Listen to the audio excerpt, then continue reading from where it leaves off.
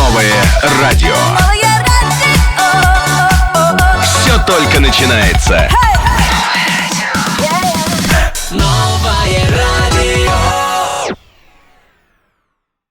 дуруд мегӯем ба якоякатон дӯстони азиз, онҳое ки моро мунтазир буданд, онҳое ки моро гӯш карда истоданд ва онҳое ки мехоҳанд пайгир бошанд, дарҳол бипайвандед. 95 FM мавҷи мо аст. аз радиои нав шумо метавонед ки садои моро бишнавед ва ҳамакнун онҳое ки дар инстаграм мехоҳанд бо мо бипайванданд, newradio.tg аст инстаграми мо ва дар студия бош ҳастам Қамли Тоиров. меҳмон дорем дар радиои нав, воқеан меҳмонҳои хеле олиқадр, меҳмонҳое ки аллакай садояшон пеш аз омаданашон дар тамоми гӯшаву канори душанбе панҷ шуда буд ва акнун имрӯз садояшон неву худи онҳо дар тариқи инстаграм дар радиои нав қарор дорад, метавонед бубинед ва ё ин ки садояшонро бошад аз мавҷи 95 FM метавонед ки бишнавед. зиёдиҳо мунтазир буданд ки то кай меҳмонҳое ки аз шаҳри Конибодом аз роҳи дур дар ин қадар вақти тӯлонӣ тавонистанд ки мо бипайванданд ва мунтазир ҳастед. меҳмонҳо аз театри шаҳри Конибодом ба номи устод Тофа Фозилова, инчунин директори ин театр Ғайрат Қодиров ҳастанд ва махсусан дар павлии мо қарор доранд. дӯстони азиз, дар инстаграм менависанд аллакай меҳмонҳоро хушомадед карда истоданд. ташаккур мекунем ва ҳунарманди театр Фаррух Ваитов дар назди мо қарор доранд. бори дигар шуморо ба радиои нав хушомадед мегӯем. албатта саломат бошед.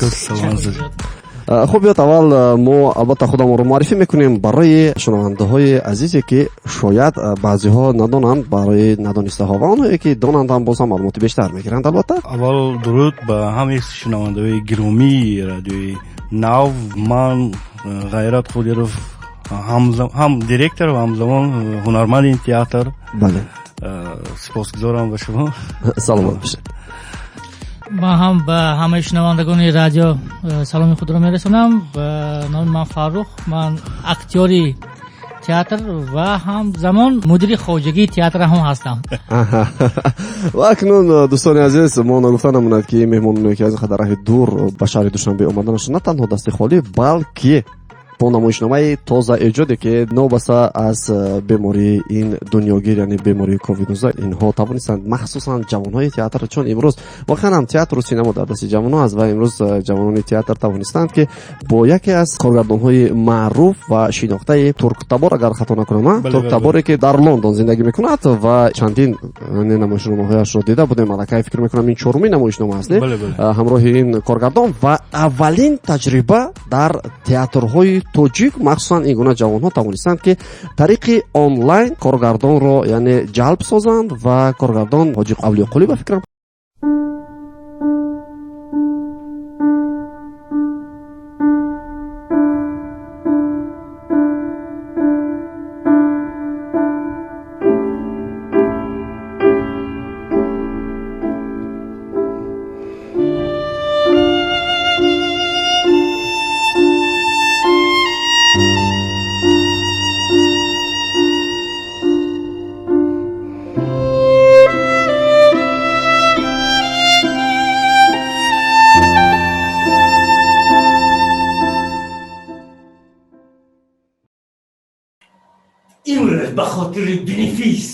امروز به خاطر بنفیس چونان عرق و وینا پول شدم که تمام بدنم بوی شراب میکنه.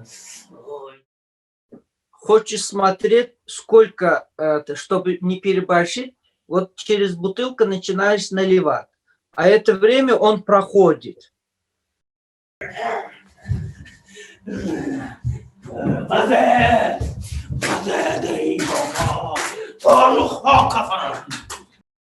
من شما را منتظر نبودم و قبول کرده هم نمیتوانم. سر به خواهرم گوشه. جوان بیای بادیفون پاک میشه. Ага, отлично. Вот переход теперь есть. Теперь еще надо добавить. А теперь про эту китаянку и перчатку добавь, это уборщицы, да? به قفا نگرم در پوشتم 2 کرات 24 سال.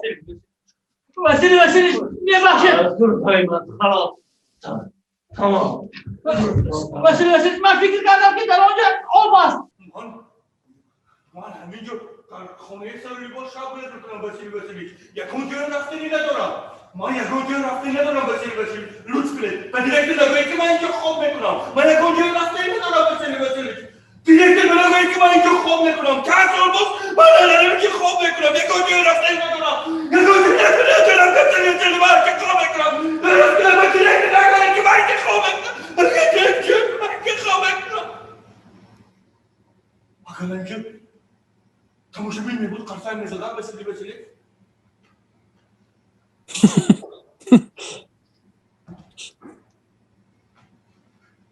من قجر میکنم نه باید دارم شما چه چکار میکنید شما باید فورا نتیجه ببید نباشه من باید به دیرکتر زنگ زنم ممکن نه برای نگفتم ممکن نه ممکن نه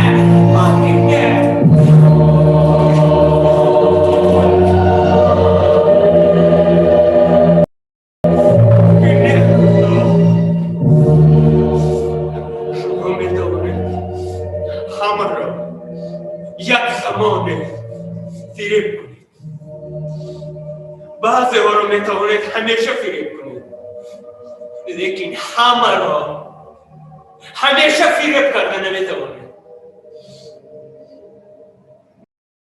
کلموش ها پیش از عمل غرق شدن این کشتی را پی میبرند حتی پیشتر بیت توجه میکنیم به مهمانان که چگونه توانستند در این قدر روزهای مشکل این گونه نمایش رو این گونه موادی واقعا هم تازه ایجاد رو پیشنهادی ما به شما گردانیده باشم. این پاندمی که تمام دنیا رو پخش کرد نه فقط ساحه تئاتر بلکه بسیار ساحه هم در هیجان ماندن که چگونه پیش روند چخیل به این شرایط مطابق شوند.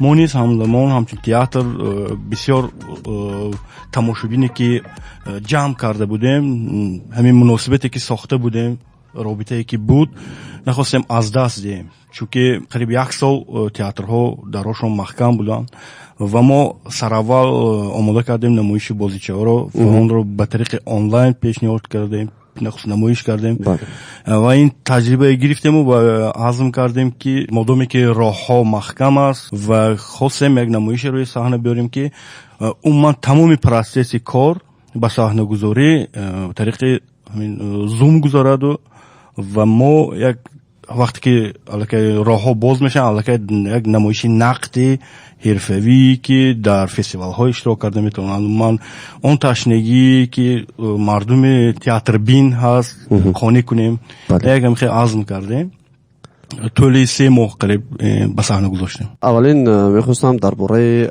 نمایش صدای قو وقتی که حرف میزنیم ما سر اول گفتیم شما طریق آنلاین اولین مرتبه در تاجیکستان فکر میکنم این بار اول بود که مردم تاجیک یعنی مخصوصا هنرمندان تاجیک شاید که در آینده تجربه های زیاد کنند و تئاترها شما چگونه توصیه میدید برای نفرانی که میخواهند در آینده آنلاین کار کنند چون نمیدونیم که این بیماری تا کدام اندازه ادامه میکنه در تمام گوشه کنار دنیا و چگونه احساس پیدا میشود از اون که شما همراه استاد اولیاقلی شما از نزدیک کار کردید طریق تئاتر یعنی ببینید تئاتر و تماشابین این از نزدیک فکر میکنم که برای هر یکی ما خیلی جالب است خیلی قولای است و خیلی عادی و آسانتر است نسبت اون که فکر میکنم آنلاینی است.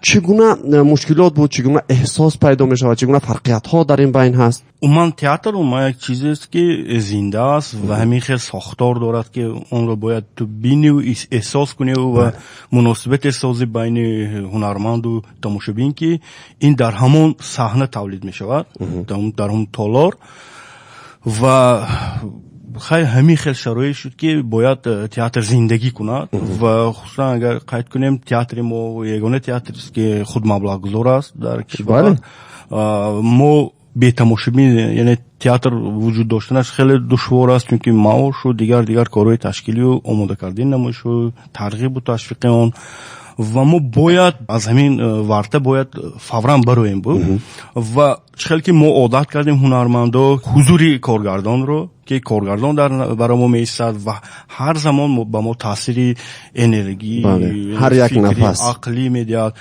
و مادامی که همین سمت انتخاب کردیم یعنی خواستیم به طریق آنلاین به صحنه گذاریم و این یک زمینه هم بود در ما که کارگردان ما رو میشناخت خاراکتر ما رو یعنی پسیکولوژی ما رو آموخته است و میدوند و و با ما باور کرد که ما وقتی که مثلا 6 ساعت یا 7 ساعت تمرین کنیم ساعت البته تو یکی شب میشد یا 12 میشد، چون که فرق داره وقت لندن 5 ساعت فرق داشت. خودمون مستقلانه بیشتر کار کردیم. البته حضوری کارگردان نمیرسید، لیکن همین تمرین ها بود که کمتر فرصتی زیادتر طلب کرد این کار. البته بردی ما در همین بود که خودی کارگردان اکتورها رو خوب میشناخت که میدونست که کدام اکتور به چی قادر است. برای همین هم این نمایش به فکر من خیلی خوب ساخته شد که ما رو نقض میشناسد و رئیسا کدام تئاتر که اگر آنلاین خواهد ماند و حتما باید رئیسور با اکتور شناس باشد. خب دوستان عزیز، اکنون زنگ است. بیایید سرول زنگ رو قبول میکنیم. السلام علیکم. و علیکم السلام. چی نقشه ها دارند؟ پرسیدن بودند که چی نقشه ها دارید در آینده؟ بله. تشکر زیاد خواهر عزیز. نقشه ها زیادند، چون که ما نوبسته از باشدنی درهای تئاتر این تجربه که در خود داریم، یعنی این رو از ما هیچ کس گرفته نمیتونه، چون که این خیلی یک تجربه و مکتبی بزرگ بود و بعد همین سمتی کار رو ما دوام میدیم و بعدا چند فستیوال های بین المللی هست که در پیش دعوت شده ایستادیم.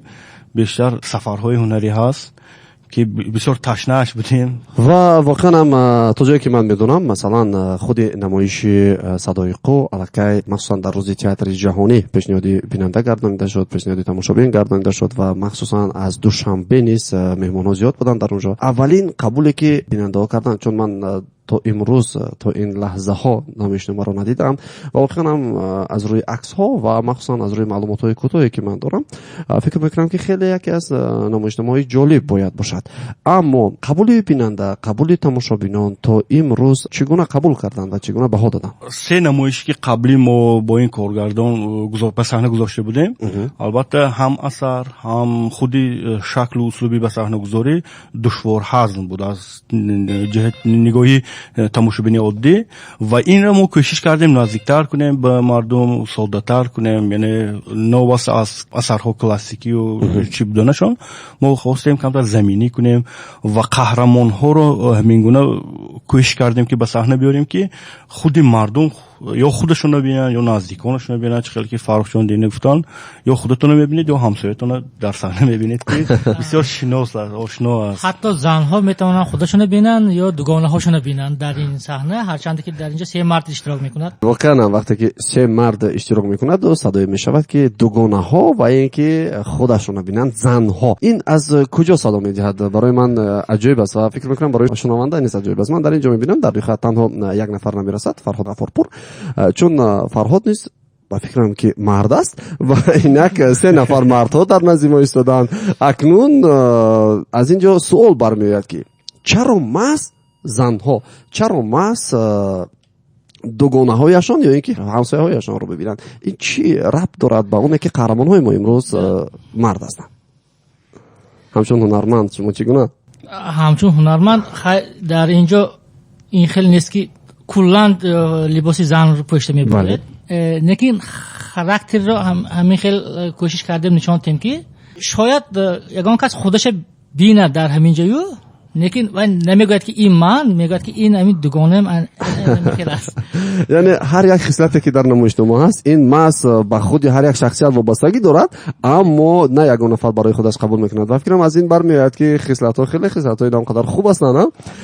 خصلت‌های خیلی خوبش هم هست و میگوید مردها بسیارتر میگن که او این برچکی خودم یا این خودم هستم. فقط مردها. از این برمیاد دوستان عزیز که حتما باید تماشابین ببیند این گونه نمایشنامه رو. در اینجا خیلی نقش‌ها، خیلی قهرمان ها زیاد هستند در این، مخصوصا شکلی پیشنهادی خودی استاد اولیاء قلی هستند. فکرم وقتی که چندین نمایشنامه پیش رو دیدیم از یک نفر نویسنده استفاده نمیبرند. این یک کاری عجیبیشون و کاری دیومشون این که یک هنرمند، یک قهرمان یک نقش رو بازی نمیکند، در صحنه که وارد میکند همگی واقعا هم چندین نقش ها تغییر یابنده هستند در نمایشنامه. اما این барои мо сабаб мешавад ки мо боз ҳам ҷолибияти ин намоишноমাро барои худ бибинем. Шунавандагони азиз ва онҳое ки мехоҳанд боз ҳам саволу пешниҳодҳои худро дошта бошанд нисбати театри Конибодон ва махсусан нисбати намоишнома ё ин ки нисбати чигуна фаъолият карданашон, метавонед ки дар рақамҳои вайбери бинависед 55 00 55 955 ё ин ки метавонед дар Instagram neoradio.tj Instagram низ фаъол аст, метавонед ки аз наздик бипайвандед. ҳамзамон дӯстони азиз, инҷо як нафар дар вайбер менависад, мегӯяд ки салом ба ҳамаи шунавандагон ва махсусан меҳмононе ки дар инҷо қарор доранд. Дилушабас менависад, мегӯяд бародари азиз Хандил бипурс ки чаро ҳамроҳашон ба студия қурро наоварданд.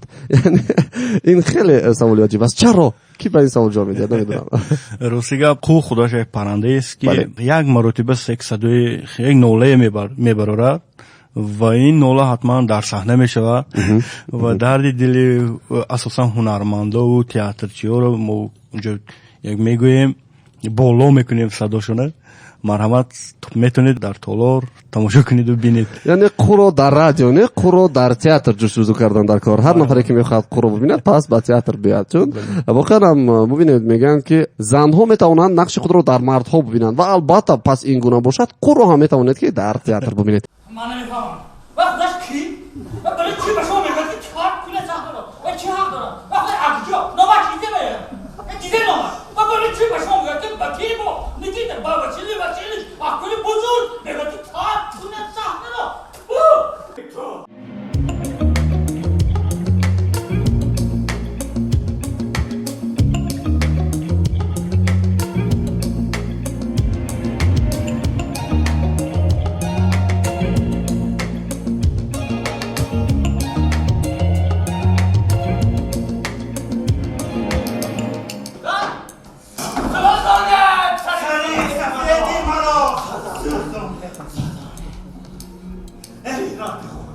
صدا پخش نما کره زمین را در هر جگر همه این قانون های طبیعت را نسلی انسانی حق ناشناس را یکسر نابود کن.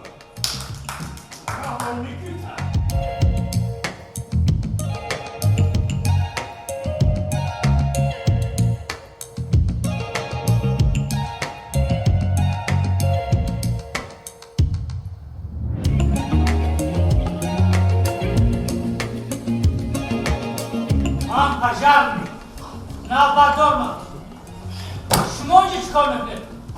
شما باید فورا از اینجا روید نباشد من به درکت زنگ میزنم وقتی که اینجا نشسته میرشم. خب اکنون دوستان عزیز ما ادامه میدهیم برنامه صبحگاهانی رادیوی نو رو و اینک که بیاد سرول توجه میکنیم به اینستاگرام ما. واقعا هم زیادی ها در اینجا نوشتن، زیادی ها می‌نویسند خوش آمدید مهمونا را کرده ایستادند. البته اینجا نامه‌هاشون و نفران خیلی زیاد هستند. روشن می‌نویسد سرور میگه سلام علیکم رادیوی نو، سلام من رو با کارمندان تئاتر دولتی درامایی موسیقی به نام توفا فاضل و رسانت اکای غیرت و اکای فرخ. خیلی شاد هستم که میگه شما رو میبینم. سلامت باشید. و اکنون دوستان عزیز اینجا روشن نفری بود که همیشه میگفت که سلام من از سن پتربورگ با مردم کانیبادان. امروز مردم کانیبادان رو وقتی که در پالی ما میبیند خیلی شاد میشود. بیاید دوستان عزیز اینک در وایبر پیماکو هست، بیاید میخونیم. در وایبر یک نفر مینویسد سلام علیکم مهمانان رو خوش آمدید میگیم با رادیوی نو خاطررسان میکنیم. دوستان عزیز مهمونه امروز ما در رادیوی نو دیرکتوری تئاتر شهر کانیبادان غیرت قادیرов جوانی واقعا نمیدونم فوق‌العاده بگویم خطا نمیکنیم و اینک هنرمند تئاتر و همچون راهبری خواجگی این تئاتر فرخ وایتوف در پالی ما قرار دارند. دوستان عزیز بار دیگر شما رو خوش آمدید میگیم. البته سوال همین گونه است که لحظه‌های از همه مشکل هنگام آمادگی نمایش رو برای ما گفتن میتوانید؟ یعنی چگونه لحظه ها بود؟ لحظه‌های از همه مشکل چخیل که ما این نمایش رو آخری ماه دکامبر سر کرده بودیم. لحظه‌های مشکلش همین بود که ما خنک می‌خوردیم. تا شب کار می‌کردیم، هوا سرد بود در زمستان، در بودم شمال هر روز چهل که اینجا آفتاب میبرد اونجا هم خیلی شمال میشود. درباره شمالای کنی بودم حرف نزنید حتی فرود هم هست. بله برای همین که سخت خنک میخوردیم. این کمتر دیسکامفورت میتید چون که وقتی لباس عوض کنیم باش شما از آب راست میبرید اگر یه بار میلرزید ҳамин мушкилӣ дорад. Баъд интернет кам мушкилои техникӣ мушкилои техникӣ, сурати интернет ба дараҷаи паст аст ки яъне шумо наметавонед ки чӣ гуна воқеа дар саҳна рафта истодааст ҳамон гуна ба Лондон сафар кунаду дар Лондон яъне тамошо карда дида битонад каргардон. бале михелат. Барои ҳамин мо 3 симкарта доштем ки ин симкарта кор накунад, мегирифтем ба дигараш иваз мекардем ки дар намонем дар якҷо ки то соати шаб кор мекунед, баъд баъди соати 10 интернет кор намекунад. Мо мегирифтем симкартаро иваз мекардем, боз медидем ки агар интернет соз пайваст шавад, боз дарчи кор мекардем. ҳамин мушкили мо ҳамин дар интернет буд. хоб албатта дар масъалаи хунукии театр, чун фасли зимистон ҳама ҷо сард аст, аммо боз дар он баробаре ки вақте ки шумо гуфтед ки театр ин худ маблағгузор аст, ин аллакай эҳсос мешавад, чун таъмини гармидиҳӣ дар яке аз театрҳои ҳатто музофотӣ бигӯем хато намекунем дар шаҳри Конибодон ва инчунин худ маблағгузор. Пас аз ин бармеояд ки эҷод як чизе аст ки агар дил хост мушкилӣ эҷод намешавад, мушкилиро бартараф карда пеш меравем.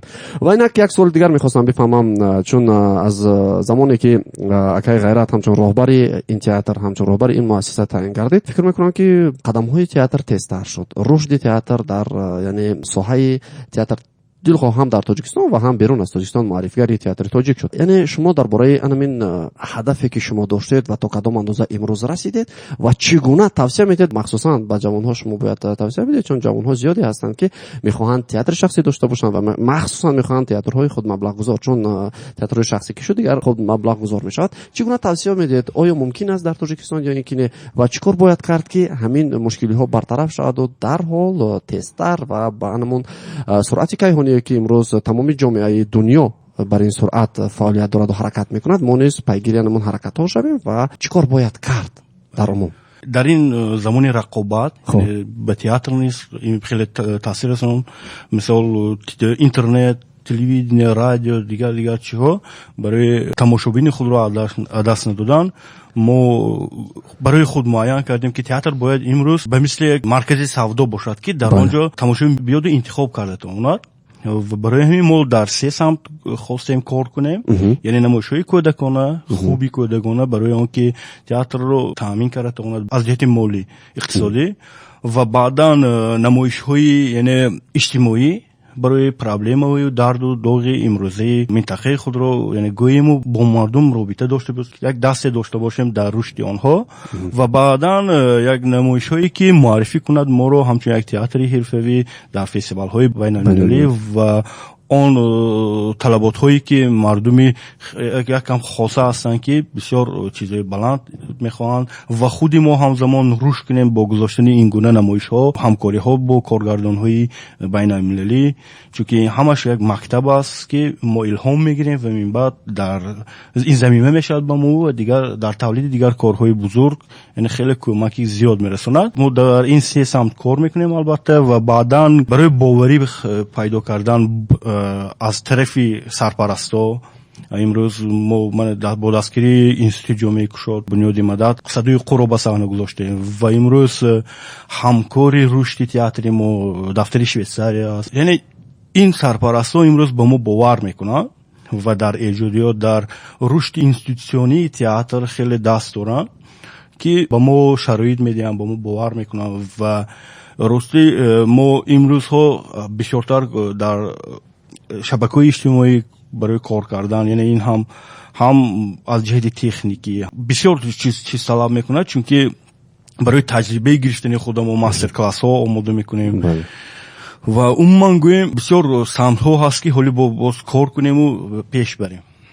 خب اکنون برای اون جوانهایی که میخواهند در آینده همچون تئاتر شخصی داشته باشند برای اونها چگونه توصیه می‌دهید در تاجیکستان؟ البته باید اول برای خود اون سبک اسلوب باید داشته باشند، یعنی زبان داشته باشند که یعنی اون حرفه‌ای باشد، یعنی برای مناسبت پیدا کردن با تماشاچی، چون که هر یک تئاتر یک خاراکتری خودش دارد، یک زبانی خودش دارد که شما وقتی دلخواهتون میخواهید همین لحن گوش کنید، یعنی همین شعر گوش کنید یا بینید. تئاتر باید گروهی باشد، یک کس بسیار دشواری میکند که برای یک نفر با همین تیمی ما هست که این امروز به این کارهای موفق شده ایستادیم که بچه‌ها صادقانه کار میکنن. چون که امروز اگر من دلیر جان بچه‌ها میدونن که ما جای خوب داریم در تئاتر برای خود آماده کردیم که همه وقت کار کنیم و فعال باشیم. چون که همین روز باید به جای رسید، همین روز باید ایجاد کرد، همین روز باید ما کار کنیم. چون که پگاه باید به دیگر چیز با دست داشته باشیم و دیگر وزینه دیگر برای اون که شما گفتید که با صورت کیهانی. بله. چون که ما هم بسیار میخوایم که در وقتی تو یعنی معرف شویم. روزهایی بود که به ما در یک شد که 24 ساعت نمیرسید. ما می‌خواستیم که در یک شد که 26 28 ساعت باشد که ما همه کار در یک روز به انجام رسانیم.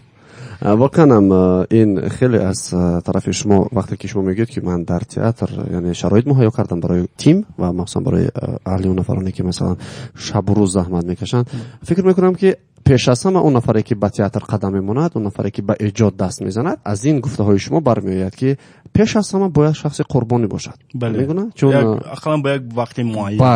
بله در یک دوره معین یعنی شخص قربانی باشد تا اینکه توانسته باشد تا جای به همون سرعتی که ما گفتیم، به همون سرعت یعنی توأم شود، آمیخته شود، وارد شود در اون سرعت و بعداً میتوانند که مثلا نه در تئاتر بلکه در خانه‌های خوب و در جاهای گرم استراحتی خود فعال باشند.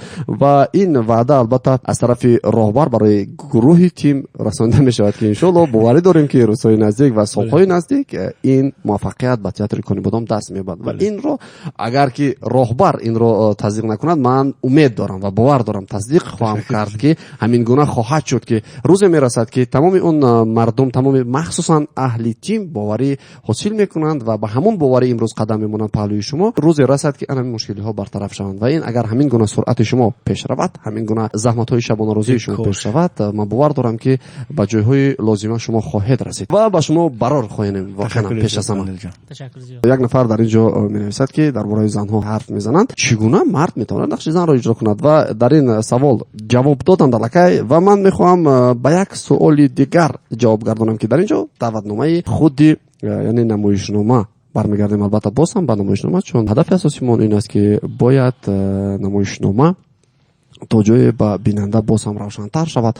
در اینجا نمایشنامه از زیادی از دراماتورگان و نویسندگان مشهور دنیا از قبیل شکسپیر، از قبیل پوشکین، از قبیل گریبایدوف و اینچنین از قبیل یاشکی و همچنین حیدر غلام در اینجا سهمی بی‌اندازه دارد، یعنی بانم تاش بوته عاشق. ببینید اینقدر نویسنده ها را جمع آوردن، اینقدر اندیشه را سر یک اندیشه دیگر جمع آوردن، این کاری سهل نیست. هم از جهت کارگردان، هم از جهت سناریونیست. به قول فکر میکنم که نمایشنامه رو نیست خودی کارگردان جمع آوری کرده است، میگم و این کاری سهل نیست. در برابر این در حجمی 3 هنرمند پیشنهاد کردن این گونه نمایشنامه. اکای فرخ ببینید در اینجا نقش‌های زیادی دارد، آتش نشان، ریگان و گیلدنسترن، خب توشبولتا، امیلیا، یعنی ببینید 1 2 3 4 5 قهرمان را باید که این برادر عزیز ما پیشکش تماشابین بگرداند. آیا این مشکل نیست؟ همچون یک هنرمند همه کار مشکلی خودش دارد، این هم مشکل، لیکن در این نمایش در ابرز من یک الیمنت هست. خب الیمنت تئاتر لوختک. انا همین چیز برای من خیلی دشوار است، چون که من تجربه تئاتر لوختک را ندارم. من لوختک بازی کردم نمیتونم. من فکر میکردم که خیلی یک دو بار پرکتیک میکند آدم یاد میگیرد. اکاسی یک دو بار که باید نمیشه، باید میلیون بار پرکتیک کنید و لوختک شما زنده شود. این خیلی دشوار است. ما که اکتوری درامایی هستیم، وقتی که سخن میگویم کله میجمونیم، وقتی که لوختک گازند کله نباید جمعت، کله لوختک باید جمعت.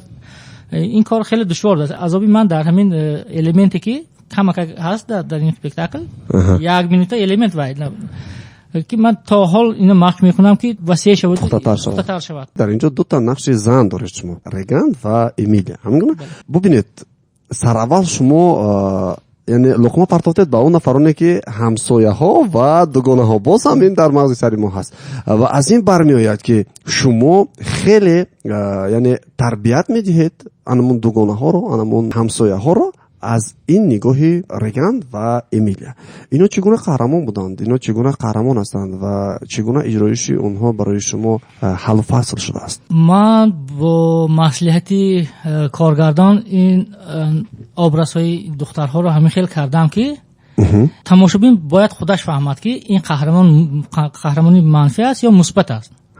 ҳар кас барои худ чӣ хел хоҳад қабул мекунад. барои ман ин қаҳрамонҳои манфӣ нестанд, лекин бояд тамошобин худаш айбор бинад, гӯяд ки нуда ин ганда не ё ки ин хеле бад аст. худошон ба хотиранд ки нуқтаи назари тарбияи худ духела сехела баҳо додан мумкин ба ин нақшҳо. ошкорбаёнӣ аст инҷо ки яъне бегон пардапӯшӣ, яъне қаҳрамон яъне чӣ гуна аст, дар замираш чӣ гуна аст ва агар кори бадро кунад барои чӣ мекунад. яъне исбот дар ҳама кас дар замири худ яъне як ҳимоя ҳаст ки ман ҳамин корам ба ҳар ҳол дар ҳар ҳолат дуруст аст. ҳамин гуна ҳолатҳо аст ки ин психология аст ки мардум бояд фаҳману дарк кунанд. яъне дилхоҳ аз нигоҳи ҳар як шахсият, албатта ҳар як шахс ду роҳ дорад, яке манфӣ, яке мусбӣ, ки ба ҳар дуяш даст мезанад ва ҳар дуи роҳ ба хотири чизе ва касе ва коре ҳаст. яъне аз ин дар намоишнома ҳамин гуна исботҳо мешавад ки яъне ҳар як хатое мешавад ин асос дорад ва ҳар як хушбахтие мешавад ин асос дорад. инҷо дар масъалаи занҳо гуфтему, дар масъалаи нақшҳо, яъне аз ин бармеояд ки Фаррух гуфтанд ки қандил рав аввал намоишномаро бин, баъд ман ба шумо таҳлилу ҳал фасл мекунам. ҳамин гуна Фаррух? бале, яъне мо пешакӣ ба шумо ягон чиз гуфта наметавонем, шунавандагони азиз ва бинандагони гиромӣ. аз ин бармеояд ки наметавонад касе имрӯз ба шумо бигӯяд ки намоишнома чӣ гуна сурат мегирад. пас шумо бояд ҳатман биёед ба намоиш ва намоиши Садои Қурро бубинед. як саволи дигар дорам. чаро коргардон ва худи шумо, ин албатта номгузорӣ аз тарафи ҳамаи шумо сурат мегирад, аз тарафи тим, ва дар ин ҷо воқеан ҳам аз устод Шекспир, шумо аз Ромео ва Ҷулиета, Шоҳ, Лир, Ҳамлет, Отелло, инчунин Барус Гандунов, дар ин баробар Дод аз дасти ақл, ин гуна номҳо ва асарҳои зиёде шумо ҷамъ овардед. чаро яке аз инҳоро номгузорӣ накардеду маҳз Садои Қурро интихоб кардед? қаҳрамони асосие ки мо дорем дар намоиш 2 карат 34 сола аст. ин ҳунарманд аст ки рӯзи бенефиси худ дар саҳна танҳо мемонаду ва тамоми он рӯзҳое ки дар саҳна гузаронду ман зиндагии паси саҳнагии худро таҳлил мекунад ва он яъне зарарҳое ки аз касбу ҳунари худ дид дар зиндагии худ, яъне ин чӣ фоида дошту зарари, як нав таҳлил мекунад, як нав баҳогузорӣ мекунад ва ҳамзамон садо мебарорад, яъне садое мебарорад ки як нолае мебарорад ки ба фикри ман пас аз ин ба ин қаҳрамон як тағйироте ба вуҷуд меояд. баъзе нафарот дар ҷавонӣ, баъзе нафарот дар пирӣ, ман як вақте мешавад ки шумо тағйир меояд, иваз мешавад. як вақт, як сония ё як соат ё як рӯз таъсир мерасонад ва ба фикри ман мо кӯшиш кардем ки намедонам то кадом андоза муассар шудем, ҳамин як гузариш дар як шахсият, ҳамин чиз як дар намоиш таҳлил мешаваду баррасӣ мешавад. Фаррух, биёд шумо ҳам камтар равшантар тавзеҳот бидиҳед. бисёр дар бораи занҳо ҳарф задем ва яке аз ҳамун қисматҳои хеле ҳам ҷолиби қаҳрамоне ки шумо нақши занро меоваред, чӣ гуна масалан шояд ягон агар ки диалог бошад ё ин ки масалан ягон монолог бошад, чӣ гуна садо медиҳад ва чӣ гуна ба ҳамун худи характери ҳамун зан каме қироат мекардед, намедонам дар ҳаҷми 1 дақиқа аз 50 сония ҳаст. хеле оддия. мардҳо барои чӣ моро бо дигарон иваз мекунанд? ба хотири кайф албатта, ё ин ки ҳирс онҳоро ба ин кор мекашонад, ин ҳам дуруст аст, ё ба воситаи сустии ирода гумроҳ мешаванд. албатта ин тавр аст. давомашро дар театр тамошо мекунед, гӯш мекунед. албатта вақанам хеле яке аз эҳсосои дигар дар чеҳраи Фаррух дида шуд, аммо инро бояд дар саҳна дид. пас мехоҳед нолаи Қурро, пас мехоҳед Садои Қурро, пас мехоҳед воқеан ҳунари се мардро дар нақшҳои гуногун бубинед. биёед ба театр ва паҳлӯи ҳам тамошо кунем ин меҳнати бачаҳоро, ин заҳмати бачаҳоро ки ҳатто саҳми асосӣ дар соҳаи рушди театри онлайнӣ дар Тоҷикистонро доранд. пас биёед бубинем ки чӣ гуна заҳмат кашиданд ва то кадом андоза муваффақ шуданд, то ин ки мо низ як ибрат бигирем ва як қувват бигирем, то тавониста бошем боз ҳам дар корҳои эҷодӣ мо ба боварӣ аз ин кори бачаҳо гуфта тавонем ки воқеан ҳам театр рӯзе мерасад ки дасти театри тоҷик боло мешавад, рӯзе мерасад ки парчами тоҷикистонро театри тоҷик боло мебардорад ва бо ин гуна мардони воқеан ҳам қурбонӣ кунандаи худ дар ин соҳа. бори дигар шуморо хушомадед мекунем аз фурсати муносиб истифода бурда як бори дигар ва агар ки ҳарфҳои охир бошад пас марҳамат. ташаккури зиёд қандилҷон, ташаккури зиёд ба радиои нав ки ин самти фарҳангро умуман театрро тарғибу ташвиқ мекунед ва даст доред бо мо дар рушди ин соҳа. ташаккури зиёд. бигзор ҳамин гуна барномаҳо ба ҳамин гуна суҳбатҳо зиёдтар бошад. марҳамат, ҳатман биёед, баъд суҳбат кунед бо шунавандаҳои азиз. ва нафақат ба спектакли мо метавонед ба спектаклҳои театрҳои душанбе, театрҳои хуҷанд равед, театрҳои кӯлобу хатлону бадахшону ҳамаш равед ва актёрҳои он театрҳоро ҳам студияи худ даъват кунед, ҳатман, ки тамоми мардум аз онҳо баҳраманд шаванд. саломат бошед ва воқеан ҳам аз номи роҳбарият бори дигар шуморо муборакбод менамоем бо ин заҳмате ки дар давоми ин беморӣ ҳар гуна нафар наметавонад ин гуна муваффақ шавад ва фикр мекунам ки аз нигоҳи таҳлилҳое ки то имрӯз нафароне ки дар худи кони бодом диданд ва таҳлил карданд, умед дорем ки хеле аз намоишҳои хуб бошад ва тавониста бошад ки дар фестивалҳои байналмилалӣ боз ҳам муаррифгари миллати тоҷик бошад. خب دوستان عزیز، یک حرف آخر، تمام تئاترها عبرت بگیرید و همین گونه فعال بودن رو فراموش نکنید. بار دیگر مبارک باشد. خدا نگهبانتان. قندیل سایری بودم و راهبری تئاتر کنی بودم این بودن غیرت قدیر و اینچنین هنرمند این تئاتر فاروق وحیدов. بار دیگر شما رو خوش آمدید میگیم. خدای رو مددگارتان باشد. تا فردا صبح خدا رو احتیاط کنید. پیگیری رادیو نبودن رو فراموش نکنید. خیر.